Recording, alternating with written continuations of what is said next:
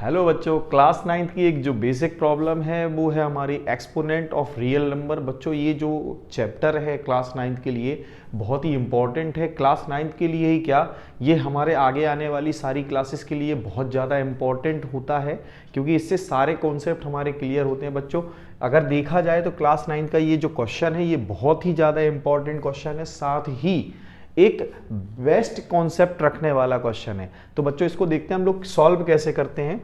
सबसे पहले इन्होंने हमको ये दे रखा है कि A B C is equal to 1, तो हम इसका यूज कैसे करेंगे इस क्वेश्चन को देखेंगे। बच्चों सबसे पहला हमारा काम होगा, यहां पे जो हमारे पास 1 प्लस ए प्लस 1, तो क्या मैं इस बात को 1 अपॉन बी लिख सकता हूं बच्चों। इसके बाद बच्चों 1 upon 1 plus B plus 1 upon C, यहां 1 upon 1 plus C plus 1 upon ए।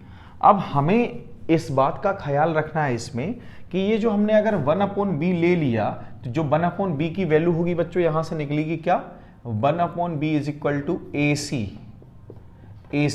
तो हम यहां क्या करेंगे 1 प्लस ए सी। अच्छा यहां पर हम देखेंगे कि हमारे पास दो वेरिएबल होगा, एक ए है और दूसरा क्या है सी। तो हम कोशिश करेंगे इन सारे टर्म्स में, एक टर्म ये हो गया, दूसरा ये, तीसरा ये, इन सारे टर्म्स में हम ए और सी को ही रखें, यानी कि बाकी जो बचे हुए वेरिएबल्स हैं उनको क्या कर दे, रिप्लेस कर दे। जैसे कि यहां पर बी है, ए नहीं है, तो हम यहां पर बी की जगह ए लाने की कोशिश करेंगे। तो बच्चों बी की जो वैल्यू होगी वो क्या होगी, देखिए यहां से जो b की वैल्यू होगी बच्चों 1 अपॉन ए सी। तो क्या मैं इसकी जगह 1 अपॉन ए सी प्लस सी लिख दूं,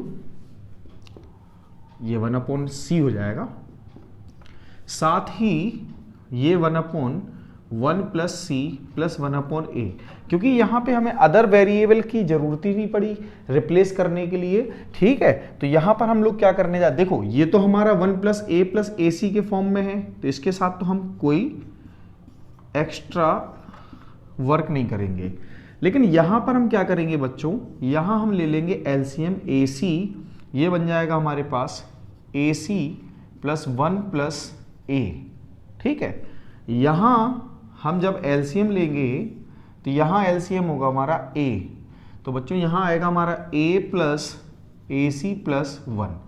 अब देखिए ये तो हमारा एज इट इज रहेगा 1 प्लस ए सी, और यहां जो ए सी है ये जाके 1 के साथ मल्टीप्लाई करेगा, तो ए सी अपॉन, क्या मैं इसको ऐसे लिख सकता हूं 1 प्लस ए सी।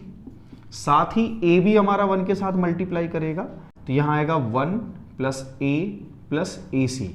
अब हम ये देख पा रहे हैं कि जितने भी हमारे पास टर्म्स हैं सारे टर्म्स का डिनोमिनेटर कैसा है बच्चों, सेम है। तो इनका एलसीएम भी क्या आ जाएगा, एलसीएम भी हमारा आ जाएगा 1 प्लस ए सी।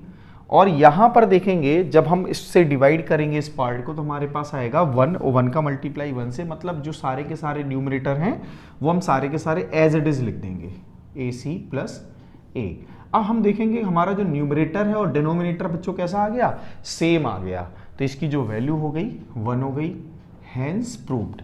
बच्चों ये जो क्वेश्चन था देखा जाए तो बेसिक फॉर्म में देखा जाए तो बड़ा ही सिंपल क्वेश्चन है, लेकिन क्या होता है कि अगर हम इस बात को नहीं पहचान पाते, कई बार क्या होता है हम यहाँ पर 1 अपॉन सी 1 अपॉन ए की वैल्यू रिप्लेस करने की कोशिश करते हैं, इस वजह से क्या होता है कि ये जो क्वेश्चन होता है हमारा गलत वे में चला जाता है।